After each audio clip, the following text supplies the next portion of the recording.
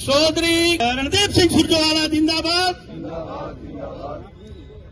BJP सरकार मुर्दाबाद।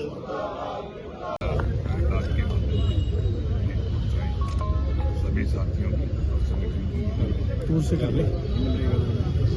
संपूर्ण कांग्रेस पार्टी की तरफ से पदाधिकारियों का एक सांकेतिक धरना रखा गया है सेक्रेटरीट में, जिसमें सभी पदाधिकारी शामिल हुए हैं।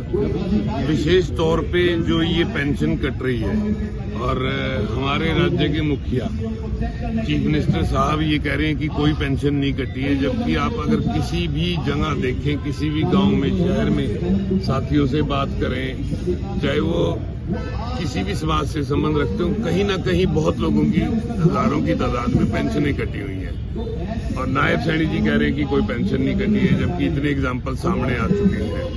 इतना बड़ा झूठ अगर राज्य का मुखिया बोलेगा तो कैसे काम चलेगा?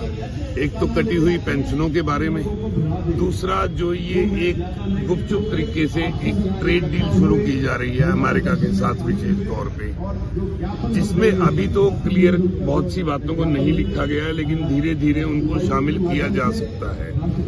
0% टैक्स पे अगर अमेरिका से दूध के उत्पाद, कृषि के उत्पाद, अनाज अगर आना शुरू हो जाएगा तो हमारा तो किसान मर जाएगा। जिस प्रकार की सब्सिडियां अमेरिका अपने किसानों को देता है, उसमें हमारा किसान कहीं भी कंपटीशन करने में कहीं भी नहीं खड़ा है, उनसे मुकाबला नहीं कर सकता। वहां से ये जो बुरी कणक जिसको कह देते हैं, अगर वो आनी शुरू होगी तो वो हमारी गेहूं उसका कंपटीशन कर ही नहीं सकती। क्वालिटी में हम कहीं बेहतर हैं, लेकिन ये है कि वो सस्ती है तो हमारी मार्केट को, हमारे किसान को नुकसान करेगी।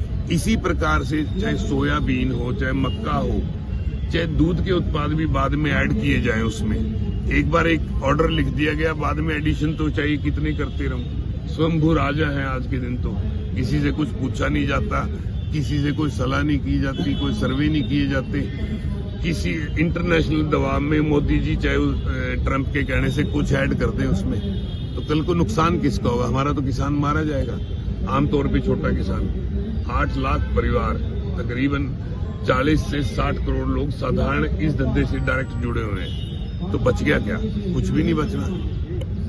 एक जो अंतर्राष्ट्रीय दबाव ट्रंप अपने दोस्त मोदी पर बनाकर इस प्रकार की नीतियों को पास करवा रहा है, जो केवल 2 व्यापारियों के हक में और पूरे हिंदुस्तान के खिलाफ है, तो कहाँ खड़ा है देश? कहाँ खड़ा रहेगा किसान या एक आम आदमी? किस प्रकार सहन करेगा? उसके विरोध में कांग्रेस पार्टी के पदाधिकारी साथियों ने एक सांकेतिक धरना आज सेक्रेटरीट में रखा है। इस लड़ाई को और बड़े तरीके पे और बढ़ाकर आगे और बड़े प्रदर्शन भी किए जाएंगे। भाई आदित्य सुरजेवाला जी के साथ और श्री रणदीप सिंह सुरजेवाला जी के निर्देश और उनके साथ आगे भी किए जाएंगे। आज अचानक उनको बाहर जाना पड़ा, इसलिए सभी साथी मिलके उनकी गैर हाजिरी में, चाहे प्रधान जी हैं, चाहे हमारे नरेगा के प्रधान कविराज जी हैं, चाहे अन्य हमारे पदाधिकारी हैं, सभी मिलके इस प्रदर्शन को कर रहे हैं। Thank you sir.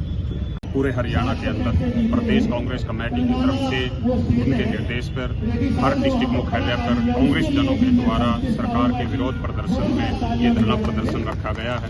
इसकी मुख्य 3 बातें हैं। एक तो जो अमेरिका के साथ ट्रेड डील हुई है उसका, एक वृद्धावस्था पेंशन काटी गई उस पर, एक युवाओं के रोजगार के मामले में जो धोखाधड़ी हो रही है, अनदेखी की जा रही है हमारे हरियाणा के युवा की, उसके मामले पर, और एक राशन कार्ड के उसमें। ये 4 मुख्य मुद्दे थे आज के धरना प्रदर्शन के। उसी के विरोध में सारे कांग्रेस के साथी इकट्ठे होकर के ये धरना दिया और अब मैडम उपायुक्त महोदया को इसके लिए ज्ञापन दिया जाएगा महामहिम राष्ट्रपति। क्या लगता है कि केंद्र की और राज्य सरकार किस प्रकार से काम कर रही है?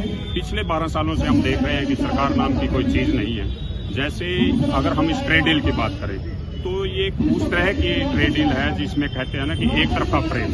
सिर्फ नरेंद्र मोदी जी ही सरेंडर कर चुके हैं ट्रंप की तरफ से तो किसी भी प्रकार का हिंदुस्तान को कोई रिस्पॉन्स नहीं दिया जा रहा, लेकिन हमारे प्रधानमंत्री जी पता नहीं क्यों टेक गए हैं। अब इस ट्रेड डील के अंदर हिंदुस्तान का जो भी माल बाहर जाएगा हमें उस पर 18% टैक्स देना पड़ेगा। अमेरिका यहाँ जो भी उत्पाद लेकर के आएगा वो 0% पे जाएगा। बांग्लादेश हमारे बराबर में छोटा सा देश है, वहाँ भी 0% पे माल आएगा। और हमारा इस पूरी ट्रेड डील के अंदर हमारा किसान तबाह होकर रह जाएगा जब हम उनका मुकाबला नहीं कर पाएंगे।